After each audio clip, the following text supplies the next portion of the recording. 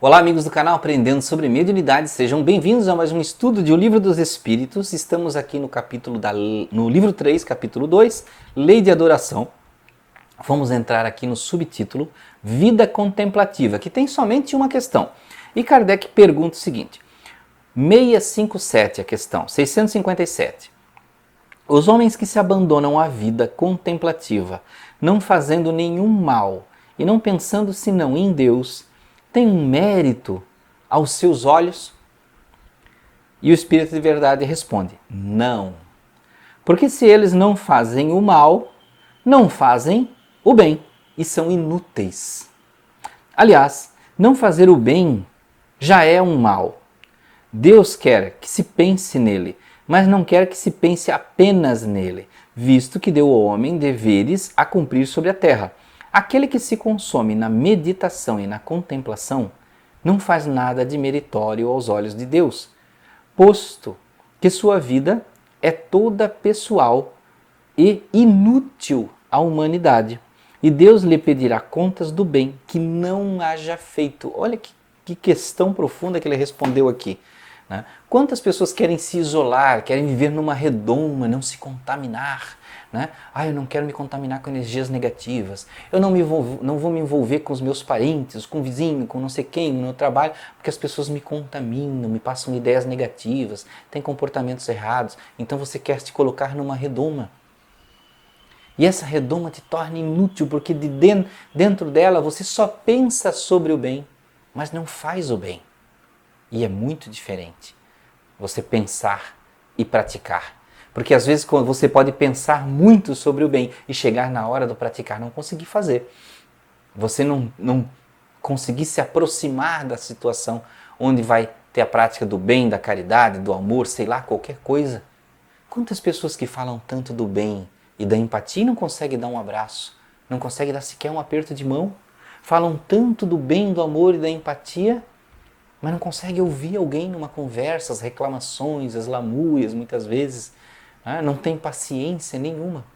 Então vejam que são coisas bem diferentes. Agora ele vai entrar aqui no capítulo sobre a prece, né? Então ele fala aqui da prece, questão 658. A prece é agradável a Deus? E ele diz, a prece é sempre agradável a Deus quando é ditada pelo coração, porque a intenção é tudo para ele. E a prece do coração é preferível à que se pode ler, por bela que seja, se a lês mais com os lábios que com o pensamento. A prece é agradável a Deus quando ela é dita com fé, fervor e sinceridade. Mas não creais que ele seja tocado pela do homem fútil, orgulhoso e egoísta, a menos que isso seja, de sua parte, um ato de sincero arrependimento e de verdadeira humildade. Tá?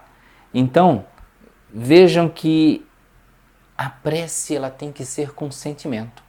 Por mais que se tenham receitas, a gente vê muitas vezes, né? Olha, tem uma prece poderosíssima para tal coisa.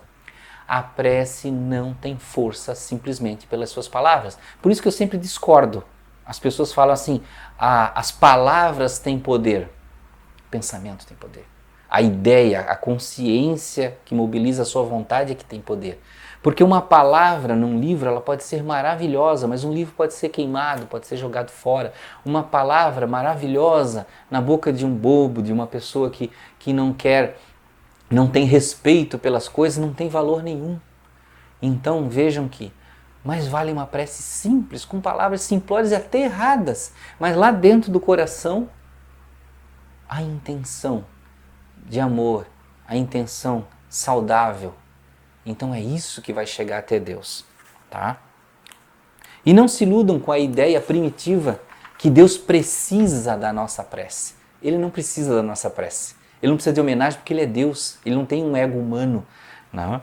Então, quem precisa orar para Deus somos nós. Ele não precisa receber exatamente.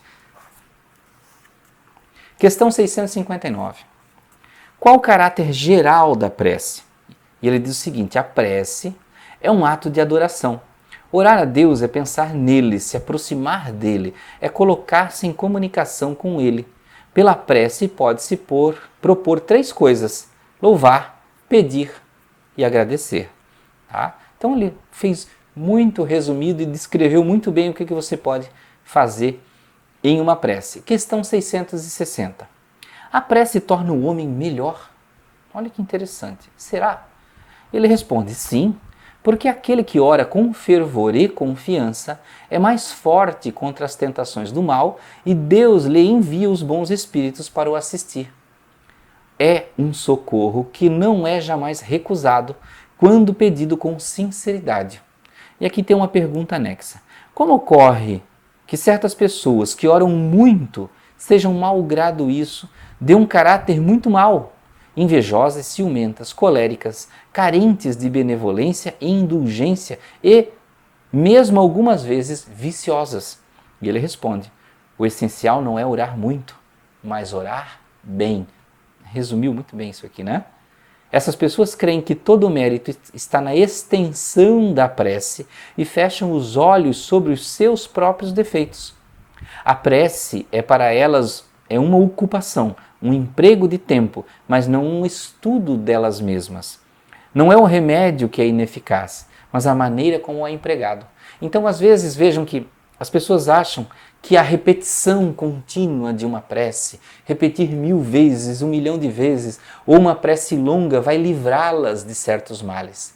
Então vejam que é muito mais um recondicionamento mental para distrair dos próprios pensamentos em relação ao mal, de praticar o mal, de fazer coisas erradas. Então esse rezar repetitivamente as prende naquele looping ali da prece de forma a não pensar no mal. Mas essa prece repetida não as melhora. Ela não mexe lá dentro porque ela não sente.